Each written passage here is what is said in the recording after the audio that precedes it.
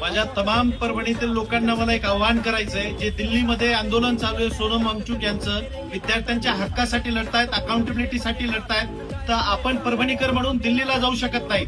आज जी लढाई आहे, काही काळापूर्वी आपण बघितलं, स्वातंत्र्याच्या अगोदर ज्या काळामध्ये महात्मा गांधी होते त्यांना समर्थन कोणी केलं नाही, बाबासाहेबांना समर्थन होते तेव्हा कोणी केलं नाही, किंवा भगतसिंगांना पण समर्थन तेव्हा केलं नाही, परंतु आज आपण त्यांचं नाव घेतो. परंतु ही परिस्थिती बदलायला पाहिजे. आज सोनम वांगचुक आपल्यामध्ये आहे तर त्यांना आज समर्थनाची गरज आहे. त्याचमुळे आपण परभणीमध्ये 20 तारखेला कलेक्टर ऑफिसच्या समोर 10 वाजता 100 लोकांचं उपोषण आणि बाकी लोकांचं एक प्रतिकात्मक आंदोलन त्या दिवशी ठेवलेलं आहे, 10 ते संध्याकाळी 5 वाजेपर्यंत.